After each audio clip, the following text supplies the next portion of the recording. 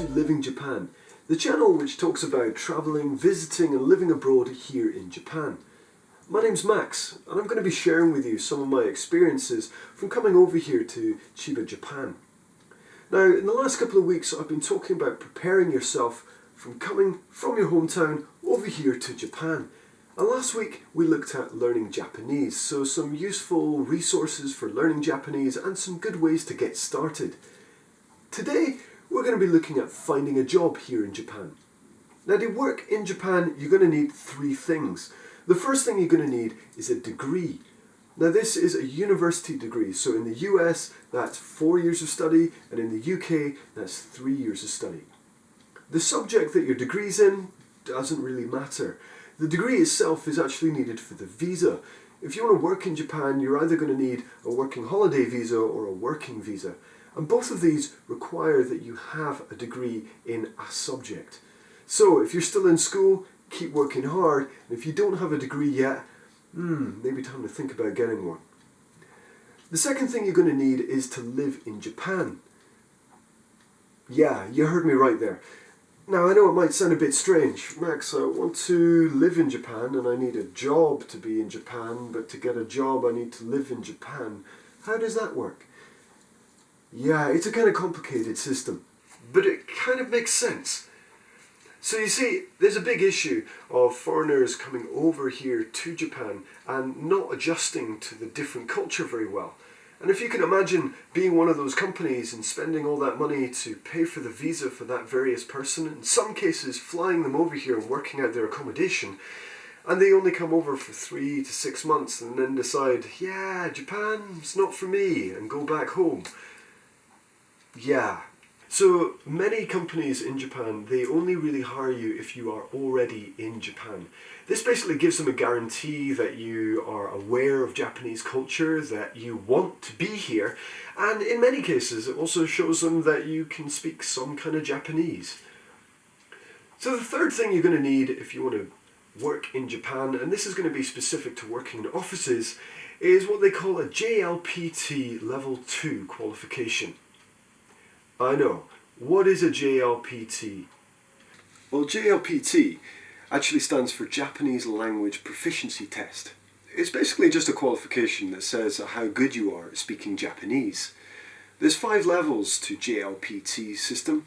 Level 5, which is the lowest, and level 1, which is the highest. So that's everything that you would need to work here in Japan. So I guess the next question is, what jobs can I do in Japan? Well, there are a few options.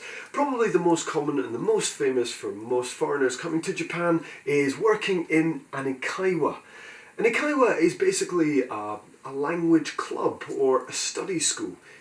Basically, students come along in their free time and they do short classes of around about 40 minutes to an hour, and they learn some English or German or Spanish, and they get a little bit better each time.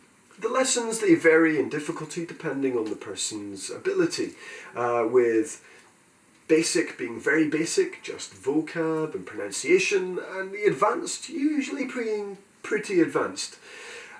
Generally, anyone wanting to work in an ikaiwa, I do recommend brushing up on your grammar just a little bit, as though most of the materials and the stuff that you need to know is going to be provided to you in books or computer programs or in handouts, so you don't really need to be an experienced teacher. It is handy just to be very sure about what it is you're teaching. Now, there's a few good bonus points to working in an ikaiwa. I think one of the main ones that I found was when you start working in an ikaiwa, you're going to be surrounded by foreigners. This is really good. If you've come over on your own and you don't have any friends, it's going to give you some people to talk to and some people to hang out with. The second part of being surrounded by foreigners is I found some of the guys I was working with had been living in Japan already for a long time, some of them for almost 20 years. And this was great. It gave me a really good lay of the land of coming to Japan, how I should prepare for an earthquake, or holiday activities, places I should go visit, places I definitely shouldn't go visit. But there's also the bonus of working with lots of Japanese people. you're going to meet lots of Japanese people from different walks of life, all the way from students to elderly retired people. And you're going to get a really good handle of what Japanese people are like. What do they like watching? What do they like doing? What's their favourite holiday? What's their favourite food?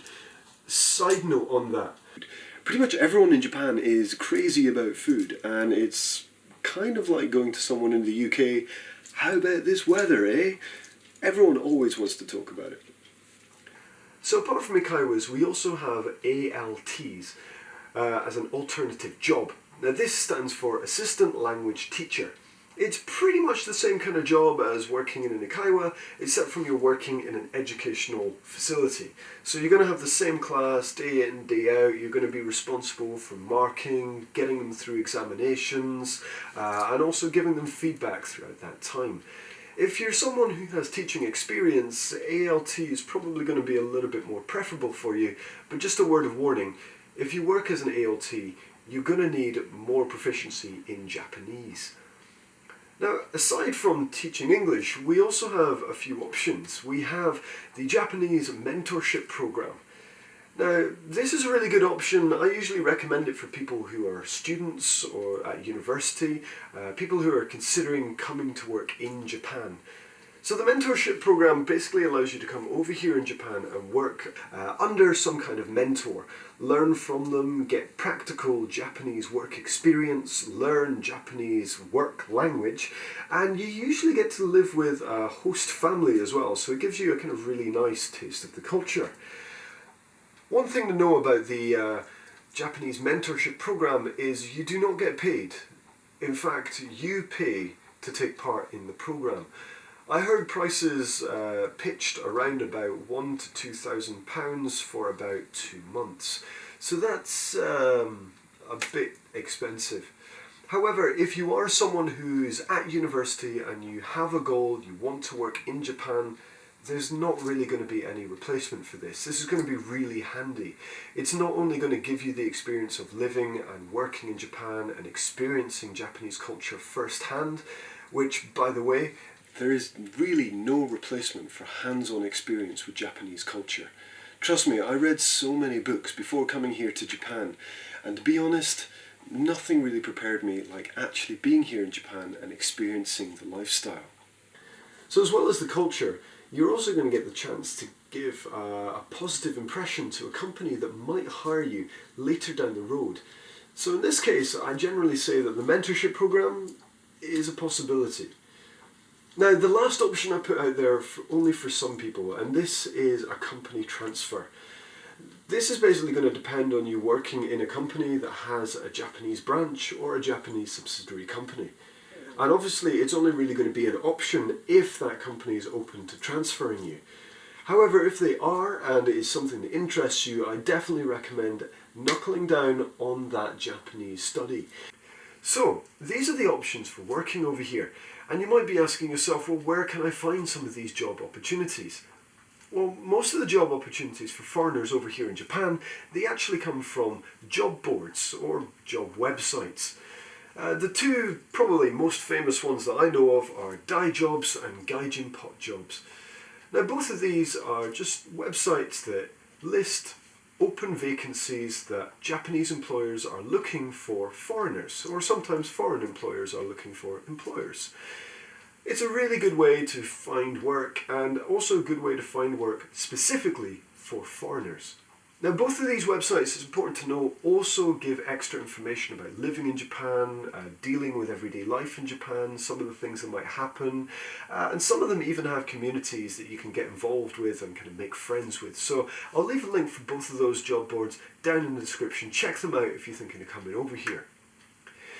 Before I finish, I want to add 2 pieces of advice, 2 things very important to think about. The first one is actually Japanese working culture.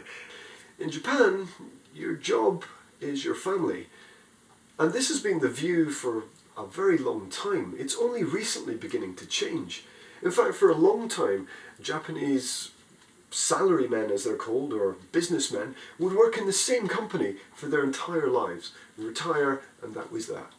Nowadays, it's kind of 70-30. 70% of people saying it's okay to leave your job after 3 years, and 30% of people saying you work in your job until you stop working. So it's changing slowly, but it is definitely something to consider. If you're looking for jobs over here in Japan, don't just grab the first thing that comes your way. Just take a little bit of time. Try and find something that you're going to enjoy, something that you're going to be able to stick at. Now, the second piece of advice was actually looking at the interview process itself. Now, I know many of you probably have experience being interviewed, but I just wanted to bring up the interview process here in Japan is mostly using Skype. Now, probably won't surprise you that you're not going to be doing face-to-face interviews when you're applying for a job to work in another country. However, Skype interviews are real interviews.